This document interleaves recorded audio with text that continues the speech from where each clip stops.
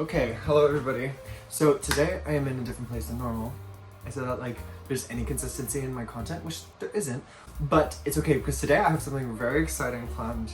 Basically, I kept on seeing all these videos where people would read Reddit confessions and I was like, that looks like fun. So that is exactly what I'm doing.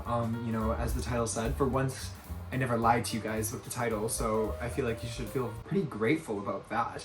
Anyways, so there's not much else to talk about, I guess. Let's get into the video. Okay, so I seen this one and it seemed really interesting. It says, I put peanut butter in my friend's drink thinking she was lying about her allergy. This is already getting crazy. Anyways, so here we go. I was young, only in the 2nd grade, and I had recently been taught about lying. After our lessons on sinning and doing bad stuff, I developed the idea that my friend, let's call her Lily, was lying about her peanut allergy and just didn't like peanut butter but was too ashamed to tell me because they were my favorite snack at the time. Not to mention the times when someone would bring in a snack for the class and we'd always have to check if it had peanuts in them. If they did, the whole class couldn't eat them so that she wouldn't feel left out. I was tired of what I thought was a dumb, made-up lie and decided to take matters into my own hands by bringing a big jar of peanut butter and waiting for the perfect moment to strike. Once it's snack break, I waited. Sorry, this is just so crazy already. Once it's snack break, I waited until Lily went to the bathroom to take out my peanut butter jar to slip a spoonful into her cup, shaking it good so she wouldn't suspect a thing. When she came back, she sat down and drank some of her peanut butter infused water. As she did so, I watched with wide eyes, making sure to take in every detail, now convinced that she's been lying this whole time. Suddenly, Lily started coughing uncontrollably, choking and thrashing herself all over the floor. It also didn't help that she forgot her EpiPen at home that day, causing her to convulse and forcing my teacher to call an ambulance. It turned out that she was severely allergic to peanut butter, and I never had the gall to tell her what I had done that day. We're still friends today, and she strongly believes that her father was trying to kill her that day since she got in a fight with him the day before regarding her dead mother.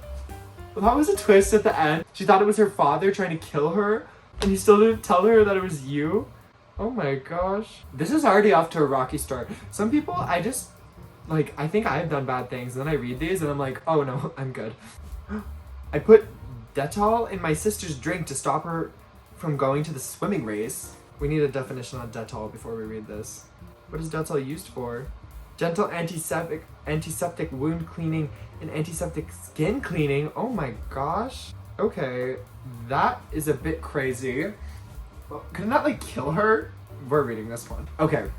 I think it was about 8 years ago, and I was roughly about 9 years old when my sister, 10 years old, oh my gosh, was asked to participate in my primary school's annual swimming gala. I think I had missed the deadline, or the sign-up sheet was already full by the time I wanted to take part. So the teacher told me that if my sister fell ill before the race and was unable to compete, then I would be able to take her place. I offered to make her some juice to take with her while she packed her bag, and I sprayed some Dettol antibacterial surface cleaner into the bottle to see if it would make her ill.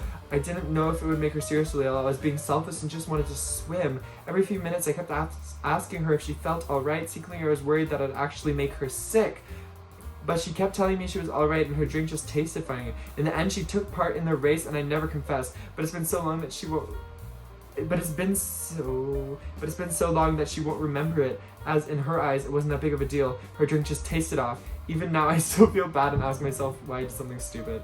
Okay, so that one could have been much worse, honestly. At least it wasn't something, you know, like it could have ended in death. I feel like if it was the right thing put in there. So I feel like that one we could, that was not that bad, you know what I mean? I'm reading this one. I let my friend take the blame for my accident in 2nd grade and it still haunts me. I'm kind of scared to read this one, but I'm doing it anyways. When I was in 2nd grade, my classroom was connected to another classroom through a shared bathroom. There was a sign-in sheet for the bathroom because so many of us used it, and there were previous issues with boys in the class peeing all over the floor. One day I used the bathroom right before lunch and did not use the sign-in sheet. I don't remember how or why this happened, but I remember getting pee all over the floor and toilet seat. I think I really had to go and I couldn't hold it in until I sat down. I cleaned myself up and attended lunch for the rest of the class. When we got back from lunch, a girl from the other class informed her teacher that the bathroom was in shambles. Many of my other classmates were accused and denied the accusations while I stayed silent. I was a very anxious kid who was bullied by all the other girls in my class for being a little bit chubby.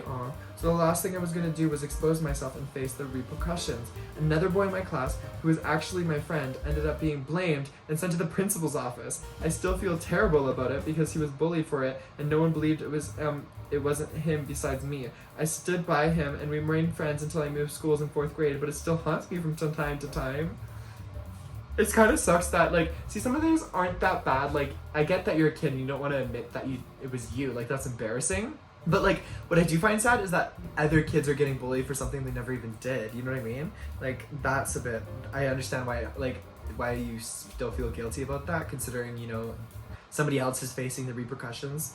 Oh my gosh. I'm putting my extremely profoundly disabled seven-year-old into a residential facility so I can forget he exists. I'm not sorry. I can't tell anyone this, even my therapist. Lambast me if you want, and maybe I even deserve it. I only ask what you would do if you were in my situation, not what you think people should do. What would you really do? I'm a single mom of 2 boys, 12 and 7. My husband passed away 3 years ago in a work accident. A very large portion of me believe it was suicide. I can't see him ever making the mistake he made that caused his death. And he had taken an action just before that, which ensured his co-workers weren't in the room. Oh, that's weird. I fully believe he killed himself because of our younger son, and no one will ever change my mind. You can't... It's already bad. Like, why are you blaming your son for that?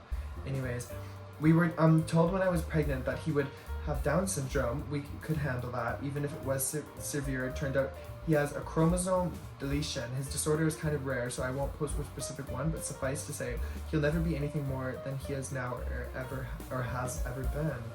And what he is nothing. Oh my god. He doesn't appear to have any awareness and never has. His eyes are locked in one position. He doesn't respond to noise, touch, or pain. He is total care. He is capable of nothing. He is tube-fed and on oxygen. He is in diapers and will be forever. He makes no sounds, no attempts to communicate. He never even really cried as a baby. He has never made an attempt to interact with anyone or his environment. I'm not upset because I got a special needs imperfect child. I feel the way I feel because this thing takes up 200% of my time and does nothing. I didn't get an imperfect child. I didn't get a child. I don't love him. He doesn't have any personality. There is nothing to love, and yet I'm responsible for him. In addition to his extreme delays, he also is medically fragile. Respiratory crisis, fecal impactions. His autonomic nervous system doesn't function properly. Issues with his G-tube, infections, pressure sores, no matter what we put him on or how we position him. Our older son has suffered because his non-existent brother has colored everything in his life. He's had medical care get delayed because there's only one of me and his brother is more critical. We do have a visiting home nurse, but only 20 hours a week and aren't eligible for more. I was starting law school. I gave up my dreams and my plan for my children for this potato.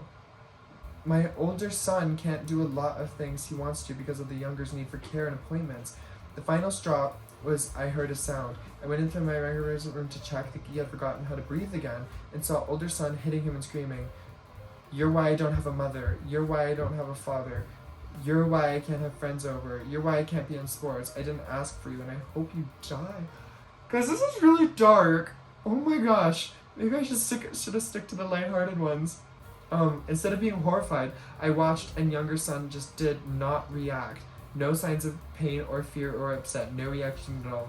He breathes, but he is not alive. He doesn't know who I am. He doesn't know who our older son is. He has no sense of self, life experience, or awareness of his surroundings. He doesn't need to be in my home. He doesn't know or care where he is. He is genetically my son, but he is not family. My previous abused brain damaged cat who can't walk straight has more personality and is far more lovable than my child.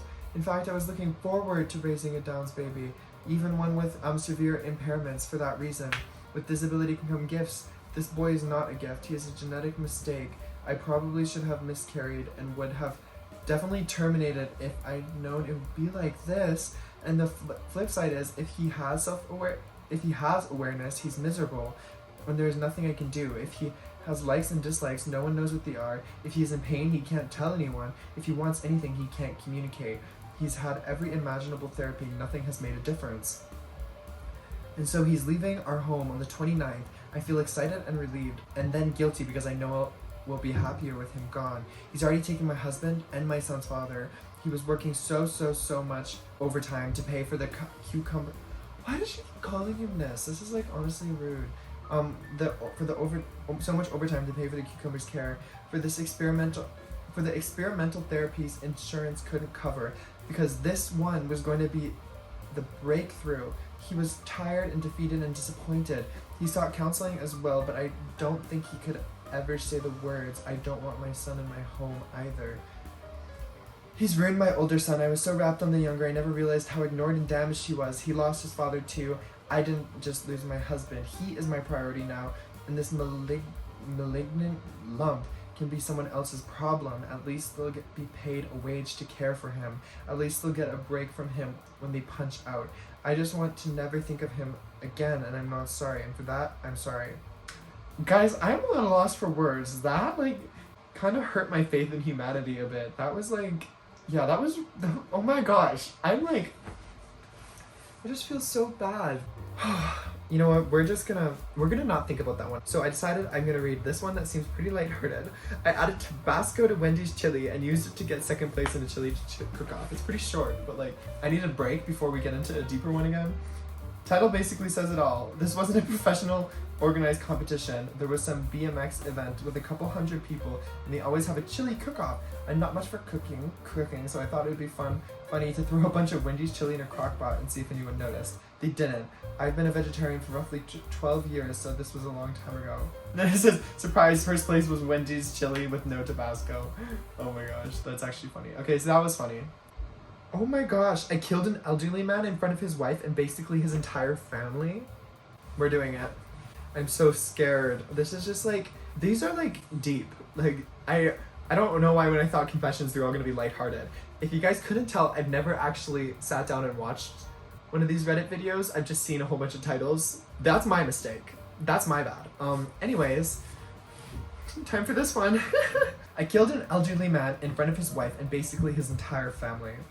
Forgive me for any misspellings or format. Is this an English essay? Are you kidding? I'm trying to do this on my phone. I haven't talked about this to anyone, even though it's been years. Even my closest of friends, minus the ones that were there. Oh. One night when I was in college, I was driving to get some liquor for a party my fraternity was supposed to throw the following night. I was taking a street I was very familiar with to get back to my house. It was dark, but the street was lit with street lamps. I remember that I looked at my radio for a second, just a second, not very long at all, but when I looked back up on the road, there was a man crossing. I didn't have any time to react. By the time I saw him, he had already hit the hood of my car. The hood? Was that the hood? The hood of my car and bounced off to the side. I remember screaming and hitting the brakes and the wash of horror of what just happened.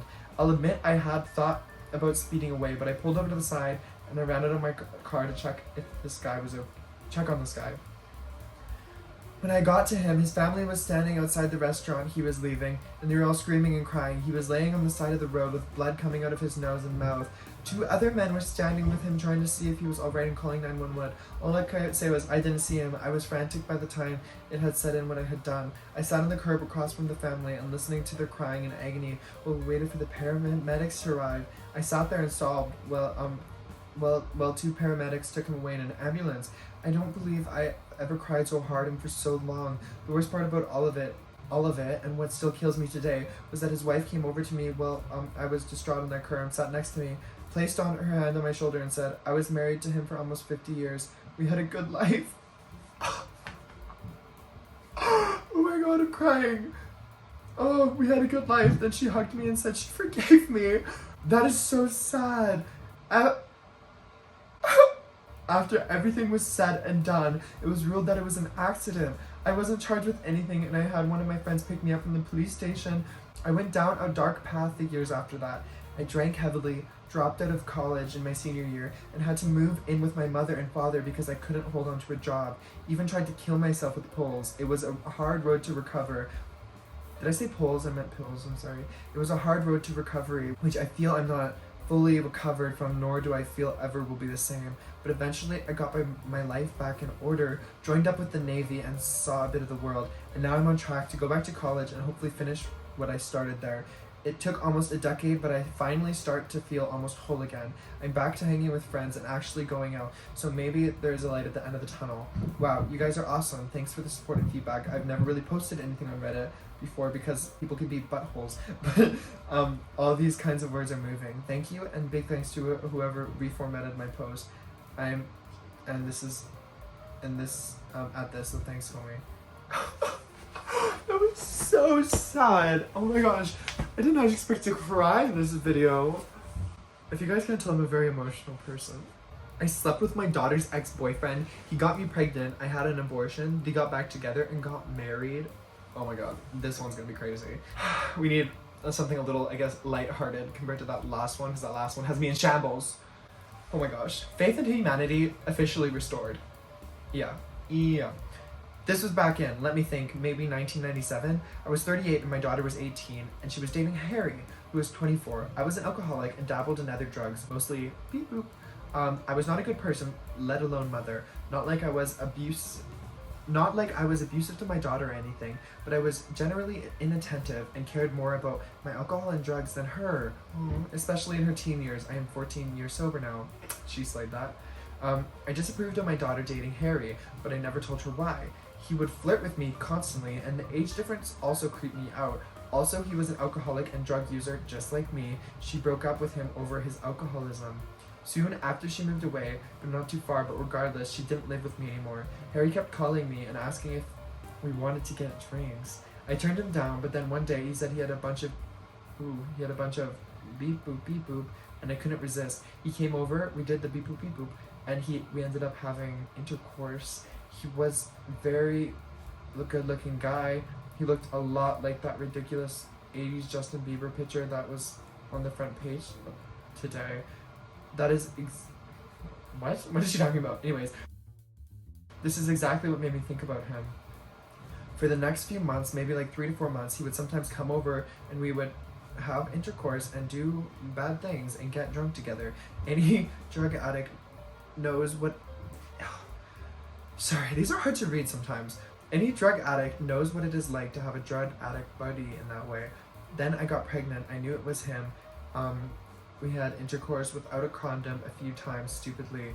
I never told him I was pregnant. I went to get an abortion and kept it a secret. Anyway, I stopped seeing him after that. It was too weird. I also got sober for like 4 months before relapsing. Fast forward 2 years and my daughter contacts me and tells me that she got back with Harry and he is fully sober.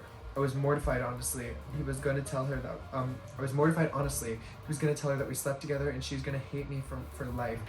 They came over one day and said hi, and when my daughter was gone, Harry told me that there's no reason to tell her about what happened. I agreed. I wonder if you guys can hear my mom laughing. It's been 16 years of marriage on their part. They have a kid together. Harry got cancer, then beat it. I got sober. That's basically it. I don't see them often. They live in Texas and I live on the East Coast. But whenever I do, there's always a tension between me and Harry. It's literally the first thing that comes to either of our minds. I can just tell. Not like sexual tension, like why do we do that? What the F is wrong with us? Kind of tension. I think about this often, especially when I see my grandson. I always think that could have been my son if things have gone differently. But wow, what a disaster that would